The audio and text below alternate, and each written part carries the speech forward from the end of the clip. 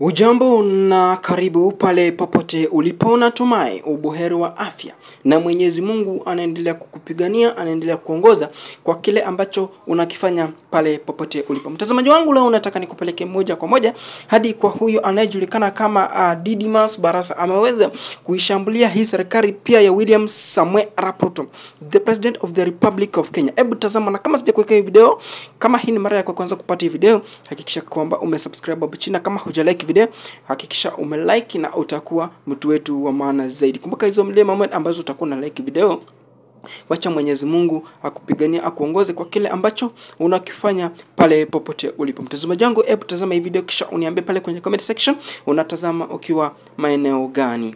Problem ambayo NHIF haikushughulikia. Wakenya walitarajia kwamba SHA itashughulikia hiyo shida. If SHA in Taifa Care is unable to solve the public problem that existed when we had NHIF, then Kenyans have given government a responsibility to review that policy, to identify where the gap is, strengthen it, na ikuwe sheria mzuri ya kwenda mbele. Hii SHA ni kama nyumba ambayo Wakenya wanaishi ndani.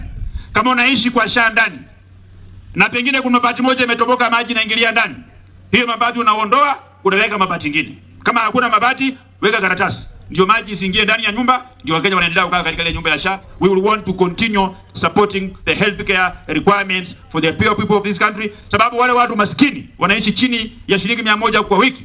Hao ndio Mungu anataka sisi tulinde sana, kushika huko mkono.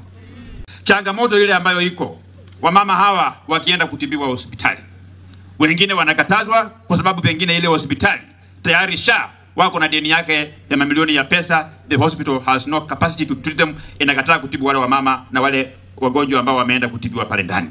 Changamoto nyingine ya pili ambayo lazima tuangalie, wale wa Kenya ambao walijisajili kwa SHA na wale ambao wanakatwa mshahara kama mimi, sio wengi sana, na pesa yao yote ukiweka pamoja haiwezi ikabeba matakwa na malengo ama hitaji ya matibabu ya mamilioni ya Wakenya ambao wanaishi katika hali ya uchochole, ambao wanaishi chini ya shilingi 100 kwa wiki.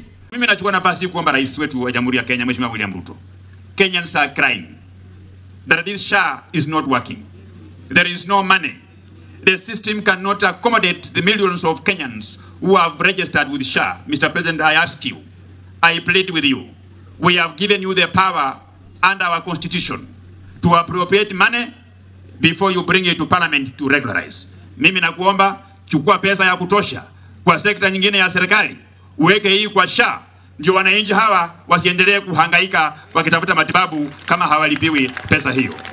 The people who will vote for you are the poor people who go to hospitals to seek for medication and they rely on SHA for their payment. Mr. President, sort out SHA.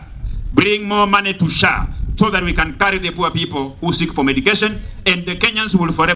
Mtazamaji wangu, kumbuka kama hii ni mara yako ya kwanza kupata hii video, hakikisha kwamba umesubscribe hapo chini. Tunataka tufikishe 7k subscribers na utakuwa mtu wetu wa maana zaidi. Kumbuka kama hujalike video, hakikisha kwamba umelike video, na kila habari tutakazoangusha kwenye mitandao zitakuwa zinakufikia kwa muda unaofaa. Kumbuka najulikana kama Hezbon kutoka Hezbon TV. Uwe na siku njema. Bye bye.